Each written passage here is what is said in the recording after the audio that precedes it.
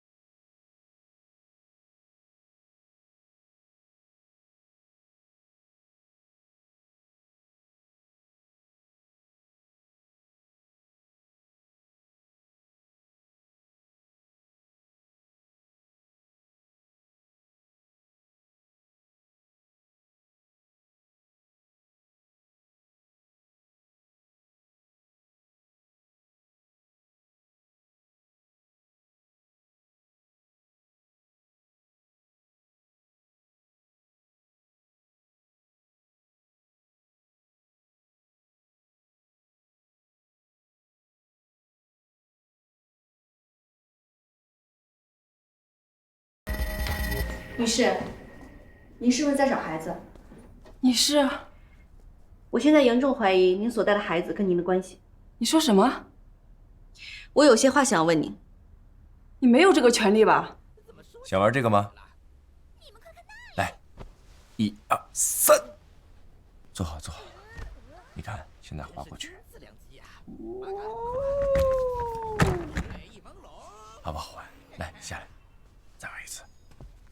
你为什么要每天把他反锁在房间里？为什么不让他与外界接触，甚至把他关在柜子里？什么柜子啊？你知道我的孩子在哪里啊？我警告你啊，如果我的孩子有个3长2短，我一定会找你拼命的。来，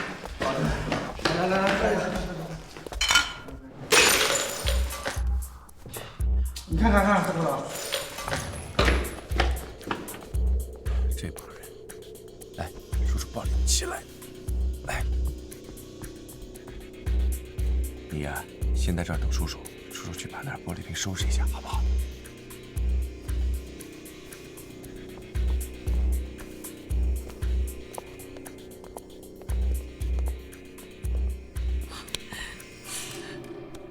宝贝，妈妈，宝贝，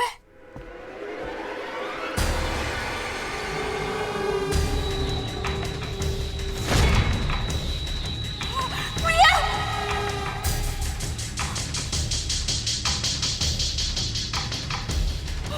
不要！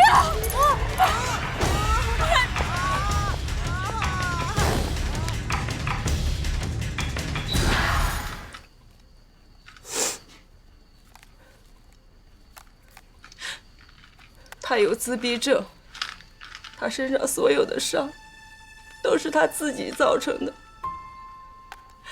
我有的时候想不明白，为什么偏偏我的孩子有自闭症？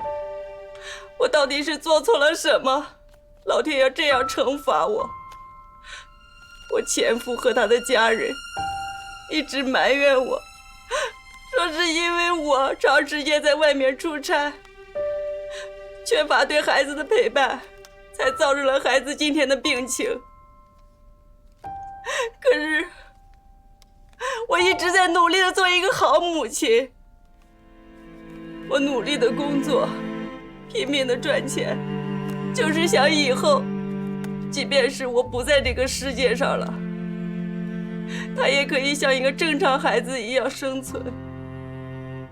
我努力的把他培养成正常人，我知道这对他来说有些苛刻，但是我也没有办法。女士，我觉得你现在的精神有点过于紧张了，这样对你对孩子都不是好事儿。你没有打算把他送去特殊学校吗？特殊学校，刚开始并不知道他有自闭症，我把他送到了普通的学校，但是很快他就被孤立起来，而且常常因为害怕而大叫。有一次，他的过激反应直接伤害另外一个小朋友。从那以后，他再也不愿意去学校。特殊学校，我更不敢送他去。我宁愿自己对他狠心一些，也不希望别人看不起他。可是现在的当务之急是要让他与外界接触，或者去寻求医生的帮助。不然你现在出差把他带在身边，他不是更危险吗？你看看他身上的伤。你别说了，就算你们所有人不理解也罢，他是我10月怀胎身上掉下来的肉，我所做的一切都只是为了保护他。他没有沟通能力，也没有别的小朋友那样表达能力，我不能让他受到伤害。可是你知不知道，你不在的时候，他就自己躲在柜子里把自己藏起来，你难道不想知道是为什么吗？那是因为他害怕，害怕。其实我也害怕，我很想理解他，到达他内心的那个世界。可是他就像一个外星球的孩子一样，跟我隔了上万光年的距离。女士，我觉得以目前的状况来看，还是很有必要送他去特殊学校的。我正好有一个同学就是做特殊教育的，我可以去找他帮忙的。抱歉，我不能轻率地相信你所说的，也谢谢你们的帮助。可是女士，马总，这次事情我不追究你们酒店的责任，你就应该感到万幸了。请您不要插手我的家务事，可以吗？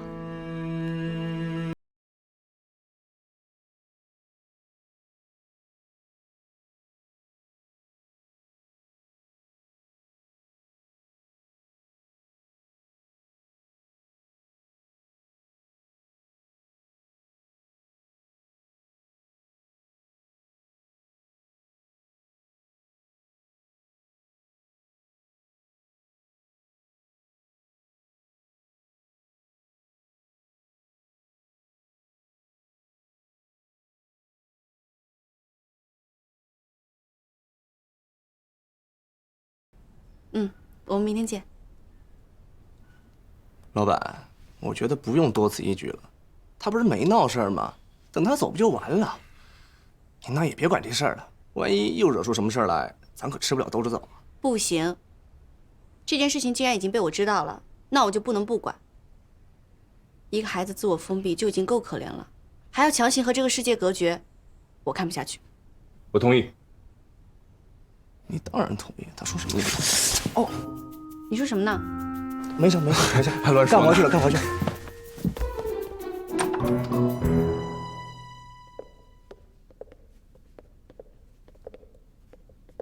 孩子呢？在柜子里。好的，你们先出去吧。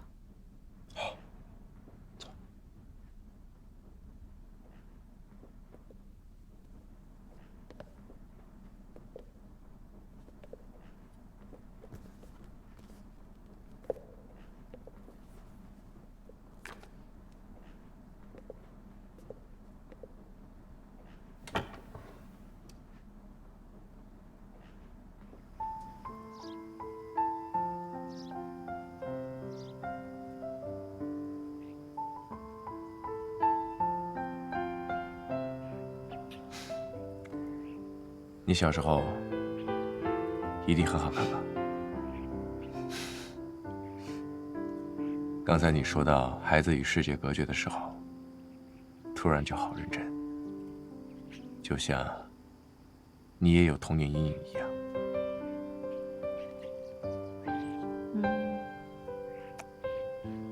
我也不知道，那算不算是童年阴影？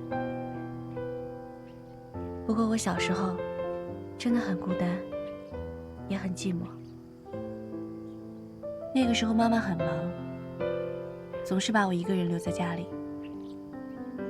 有一天我偷偷跑出去玩，结果迷路了。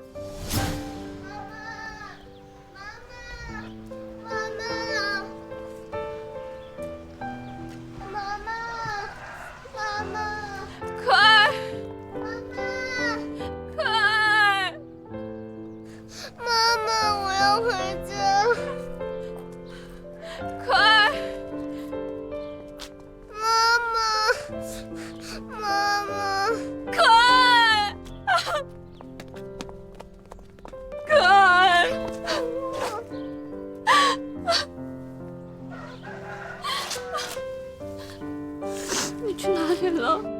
妈妈找不着你。大雨妈妈，以后不许乱跑了，好不好？走，我们回家。走。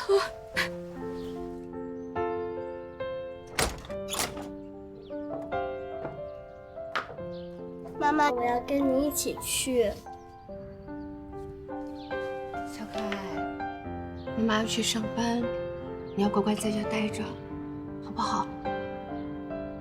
小可爱最乖了。走，进去。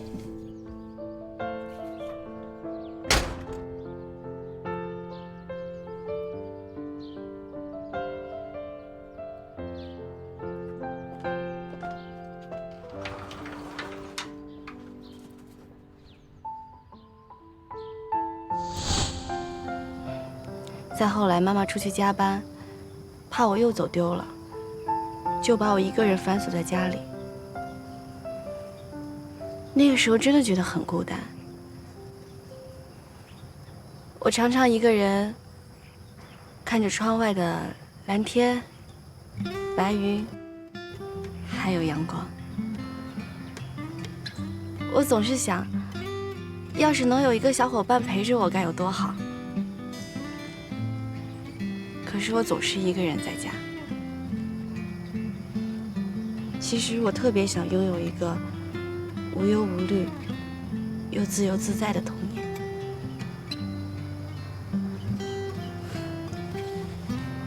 这么一说，我的童年还是挺幸福的，每天活得自由自在，没事就去我们的热带雨林里瞎玩。喜欢把自己摊成一个大字，享受着无拘无束的大自然，那种感觉真是非常的奇妙。那你真的是很幸运。不过呢，你的孤独已经是过去式了，以后你有了我，你想孤独都不行。随时给你烤。哎，我真的发现，你这个人的优点，全在一张嘴上。我的优点可多了，人帅，嘴甜，心灵美。你以后要是没事儿，去我们热带雨林散散心怎么样？好。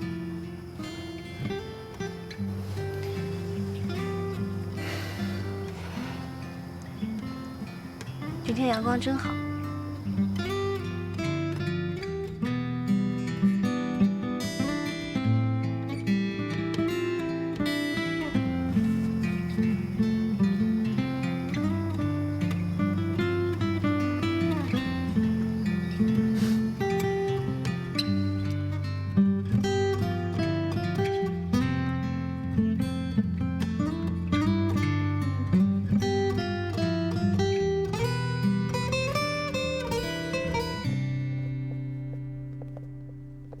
孙茜，怎么样？马总，老师一直在里面呢，我在这儿等着呢。好，我知道了，你先去忙吧。嗯。你们，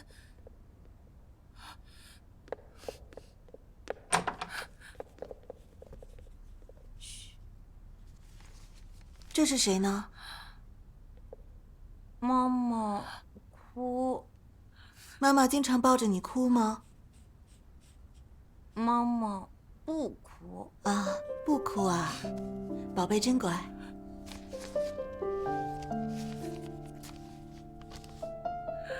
可爱跟我说，您的孩子经常躲在柜子里，我就试着了解他，原因就在画里。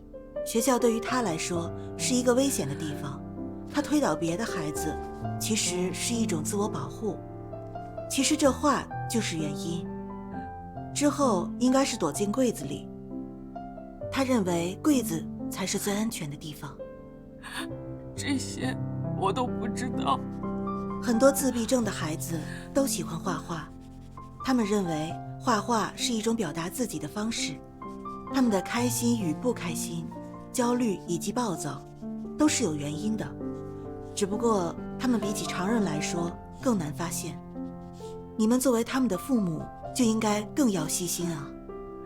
可是，我以为我已经很努力了。好，您别激动，我们先出去说。作为自闭症的孩子，他更为敏感。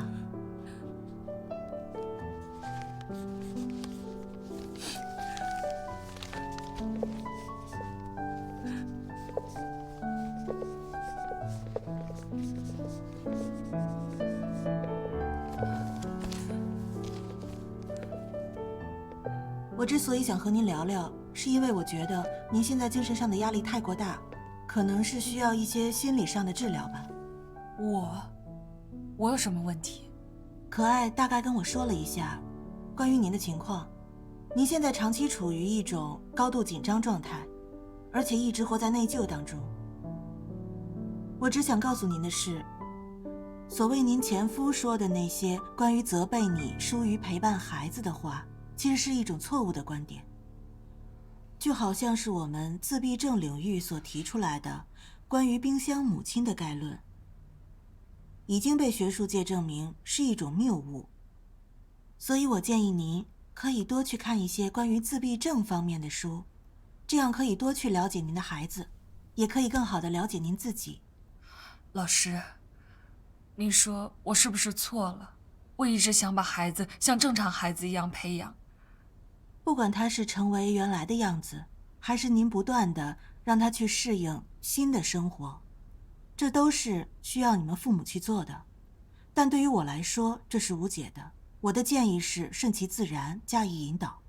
就好像是自闭症很多孩子都拥有独特的天赋，这些天赋就像超能力一样，他们都将会成为他们将来赖以生存的技能，他们都会受社会尊重的。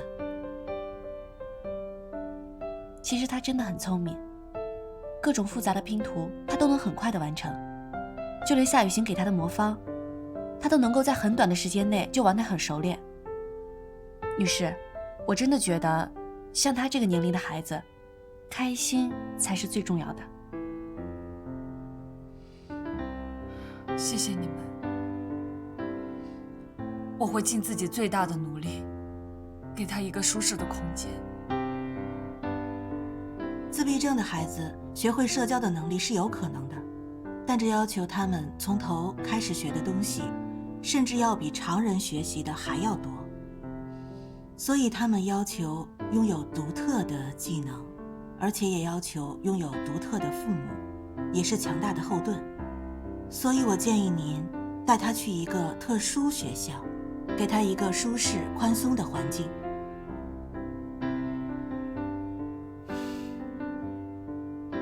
放心吧，我回去就去给他找学校。对的，也许只有我相信他，他才能更好地相信自己。对。呀！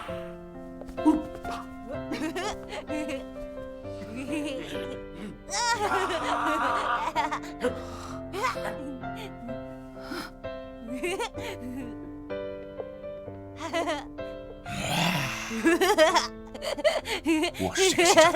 你是谁？你愿意做我的队友吗？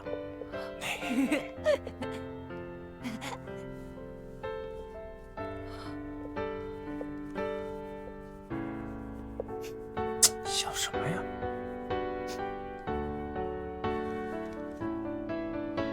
宝贝，告诉妈妈这是什么？我妈妈，星星。他是来自星星的小孩，我们俩现在是队友。你看，让你等1-2分钟。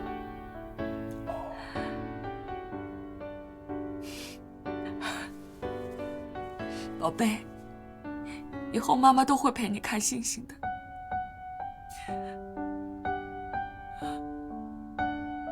妈妈，星星。宝贝。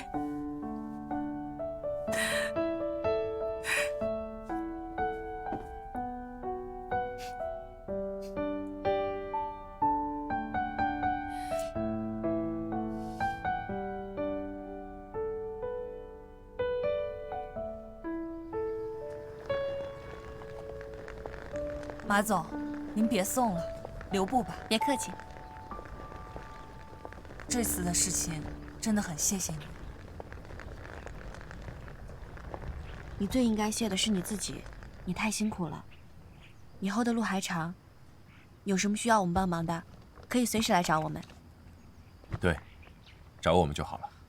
谢谢。啊，对了，这个送给你。还有你喜欢的拼图。我们谢谢叔叔阿姨。谢谢。画送给我们的吗？给你。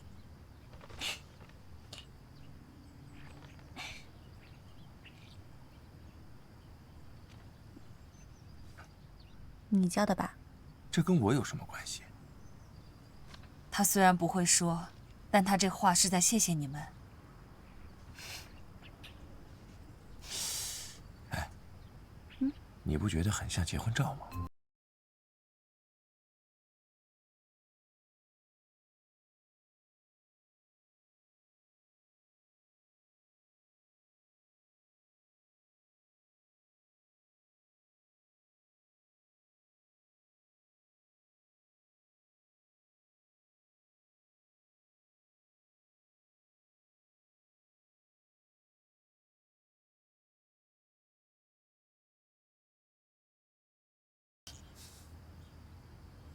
超能力。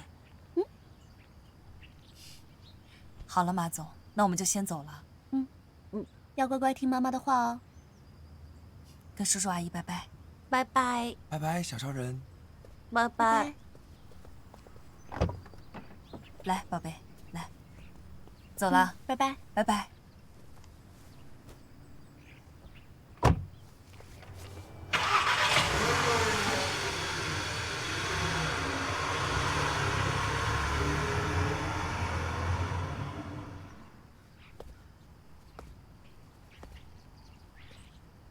你确定你没有骗我？老实说，上次是不是因为低血糖晕倒的？不知道你在说什么，当然是因为这个才晕倒的。你不会真的有超能力吧？你真应该好好去医院检查一下。我要是真有超能力啊，第一件事情就是把你踢出地球。我一定会查清楚到底是怎么回事的。夏一翔，可爱只能是我的。对了，赵总，之前你和马总让我负责应对夏侯银行检查的事情，我在各个部门都审查了一遍，发现了一些问题。我也正要跟你说这件事情。银行的审查已经告一段落，员工的评级也就跟着下来了。你在巡查时候的意见被马总作为重要的参考。赵总，你应该也看到了，在我的报告还有员工评级的对比，这餐饮部的问题可是最大的。没错，所以我打算亲自去解决这件事情。因为餐饮部的人际关系比较复杂，你才刚来，有很多事情你还不是太清楚，所以交给我吧。不是周总，我觉得餐饮部的问题啊，还需要我们内部开会解决一下的。你放心，这段时间你也辛苦了。公关部总监的位置，我可一直帮你争取着呢。不过，夏雨雄这次的评级好像还不错，看来马总对他还是比较信任的。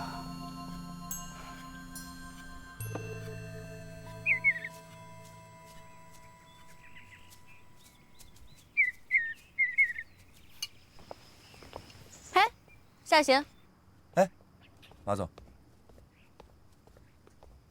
这么能喝，又喝了一瓶啊？拿着。你知道一瓶高档红酒和一瓶普通红酒相差多少吗？马总，你这太难为我了，我又不爱喝红酒。目前呢，你能在国内上看到的红酒大概有4种：国内地下厂商生产的假红酒，国内正规厂商生产的真红酒，以及原装进口红酒到了国内以后变成的散装、罐装红酒，还有就是真正的原装进口红酒。这每一种红酒的价格都相差很多。前3种先不说了，我们酒店全部都是原装进口红酒。为了保证它的口感，我们从包装到运输都极为严苛，所以，你知道，它们从中之间的价格相差会有多少吗？所以这意味着，如果有人以次充好，赚取其中差价的话，那……对。而且我对红酒有过一些研究。其实红酒除了从口感上来分辨它的真伪以外，还有一个很重要的就是它的外包装。就比如这个条形码，每一瓶原装进口的红酒背面都有一个国际条形码。每一个条形码的第一个数字都代表不同的国家，比如说，美国是0，法国是3，中国是6，智利是7，西班牙是8，澳大利亚是9，还有瓶身数字以及日期标签等一系列的东西。你是说我们酒店的酒有问题？餐饮部的事情你不知道吗？我听说了，但是没想到会这么严重。马总，这件事情跟高雨欣绝对没有任何关系。怎么这么肯定？我虽然来酒店没多久，但是我这个人看人还是一看一个准的。高雨欣那人一看就是很死板，而且因此还得罪了很多人。你放心吧，这事儿绝对跟他没有任何关系。可越是这样，我才越担心。你是担心他的脾气被人利用？听说你这次的评测都还不错啊。那当然了，各项 A+。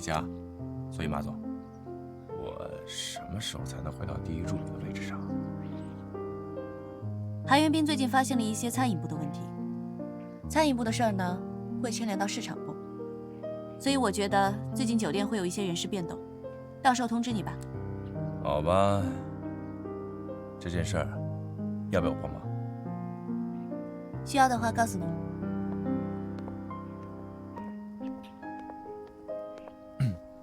这小马总还真是不可小觑啊！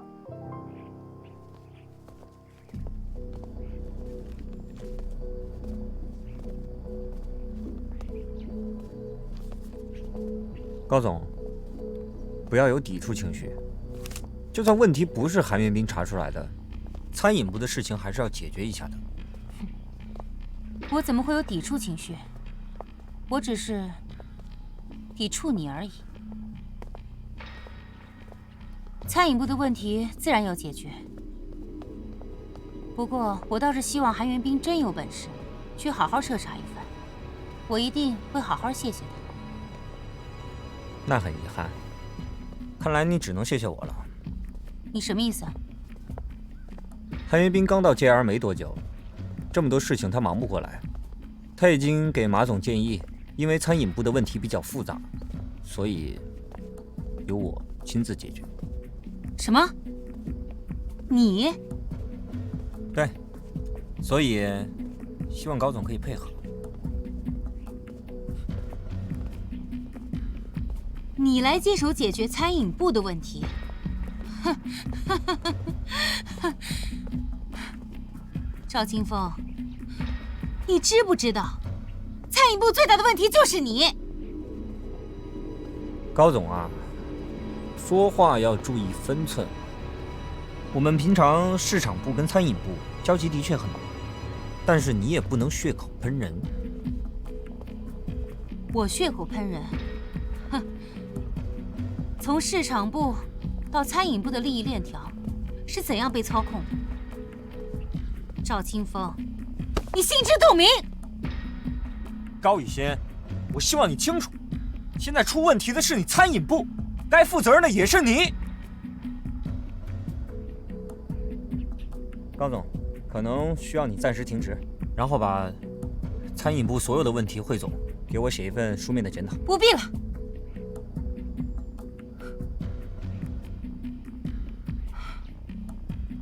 原本以为小马总来了会有所改善，没想到依然如此。赵清风，我告诉你，你真的不必大费苦心的想要除掉我，更不必停我的职。JR 变成今天这个样子，我也不抱什么希望。我辞职。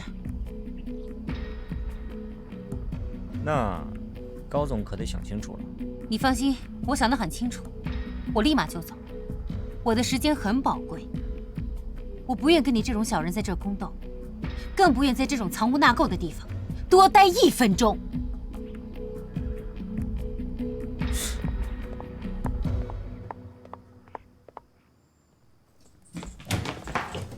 夏雨晴，哎，你怎么在这儿？我还以为是谁呢，原来是我们的 super star。怎么了？今天没通告？少来啊！你是不是躲着我呢？怎么可能呢？那好啊，晚上陪我吃饭。吃饭？我说您能不能注意一下您的身份？你不怕传出绯闻什么的？我才不怕呢！怎么，你不愿意啊？哎，我可是听说你现在呢，正处于一个会不会被调回第1助理的关键时刻。怎么，要不要我给你加一条投诉啊？您别添乱了行吗？啊，大小姐，我去还不行吗？这就对了。哎呀，我跟你说啊，我呢也不是那蛮横不讲理的人，我其实是想提前给你庆祝一下。谢谢啊。晚上8点见，啊！哎，少干点活啊，别把自己给累着。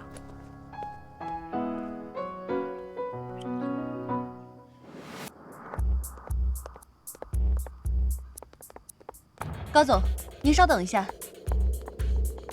马总，您真的不用再说什么了，我不会再改变主意的。高总，马总，您知道的，在酒店大堂要发生什么事情的话，对酒店影响不好。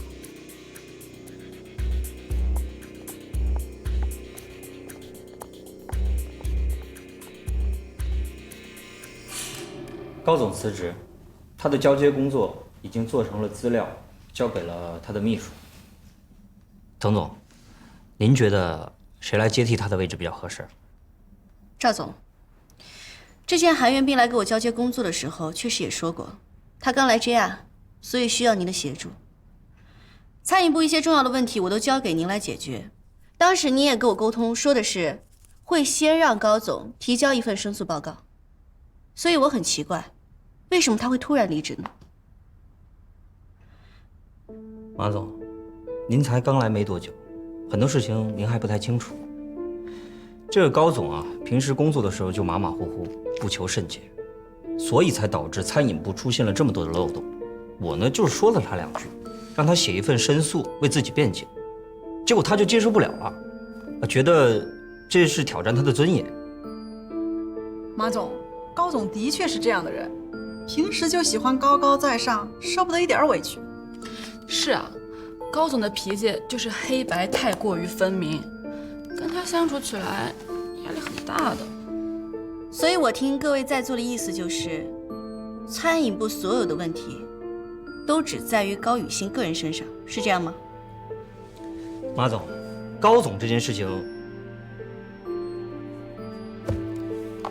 他既然是餐饮部的总监，餐饮部出现了问题，他理应负责。我觉得我们现在的当务之急应该是赶紧找一位熟悉 JR 的老员工来接手，并且最好是餐饮部的成员。这个职务事关重大，我需要好好考虑一下。哦，对了，马总，袁斌自从来了 JR 之后，为酒店的评级还有审查都做出了不小的贡献。我觉得公关部总监的职位比较适合他。以韩元斌的工作能力和人脉资源来说，他确实很适合做公关部总监。好，这件事情就由赵总安排吧。韩元斌有国际背景，他能够给咱们酒店带来一些国外的先进的管理理念，确实是我们公关部总监的最佳人选。现在餐饮部总监的位置一直空着，您有没有考虑让袁斌也暂时接管餐饮部呢？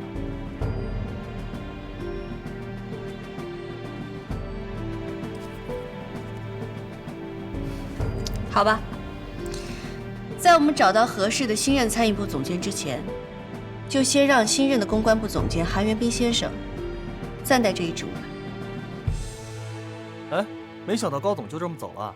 对啊，高总虽然平常看着严厉一些，但我就喜欢他直来直去、行侠仗义的性格。你们一个个声音都小一点。高总这事儿没那么简单，我不相信就韩元斌那一个报告啊，你怎么看？我没想法。夏哥，你怎么会没有想法呢？感觉酒店马上就要出大事了。是啊，感觉要出大事了。你们几个还在这议论呢。我们走吧。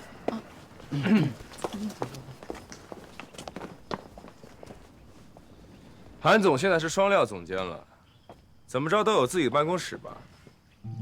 有空来员工休息处。怎么，对我做总监有看法？那可不敢，只是高老大走了，这以后的餐饮服务可就堪忧了。哥，你不是马上做回马总的第一助理了吗？跟马总提提意见，不要让某些人居心叵测，钻了空子。恐怕这第一助理的位子啊，落不到你夏哥的头上了。你什么意思？我怕你着急啊，我就替你先问了马总。马总说暂时不考虑这个。对不起了啊，你只能空欢喜一场了。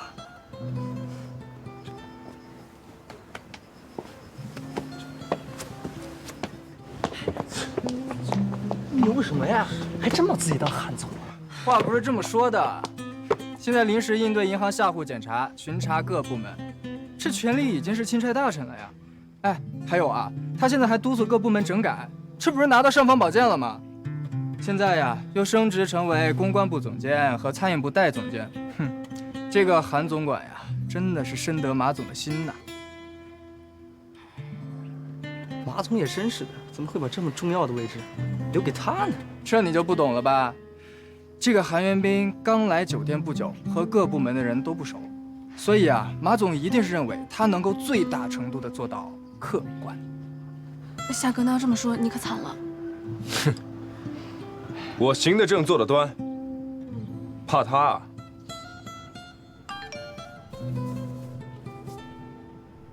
夏雨行，陪我出去一下。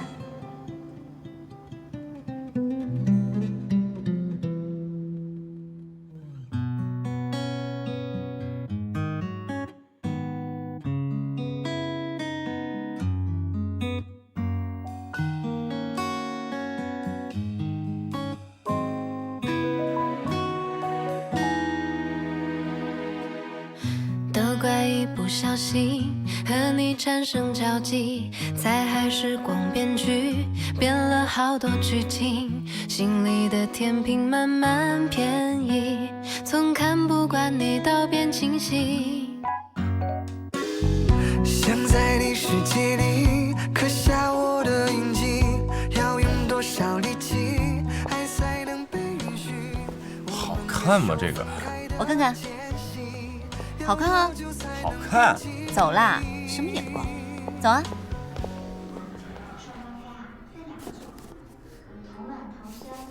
马总，看电影的时候吃爆米花。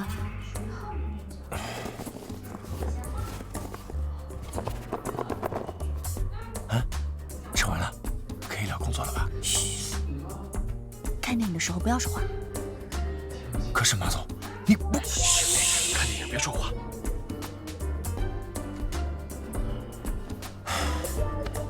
你干嘛？霸道总裁？干什么？干什么？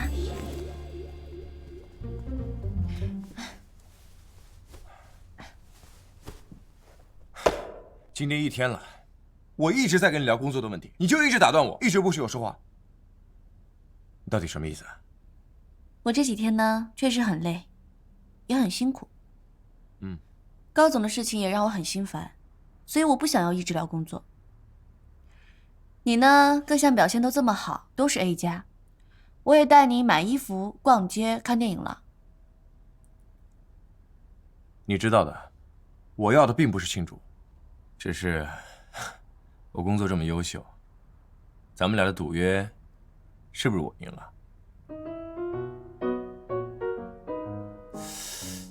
问你呢？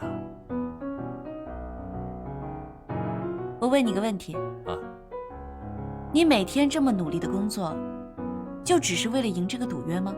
那当然了，要不然还以为什么？你工作这么长时间，难道这份工作就没有给你带来任何的乐趣吗？乐趣？那当然是赢了之后的快感了。所以你一点都不喜欢这份工作，只是为了想要争这口气，我可以这么理解吗？当然不是了。那是什么？哎呦，你先别给我说那么多，反正现在就是我赢了，你不许给我耍赖。可我认为我还没有输啊。你2个月的时间还没到。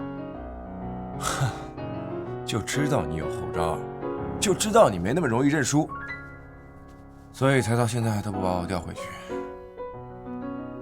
知道我为什么不把你调回来吗？我哪知道啊。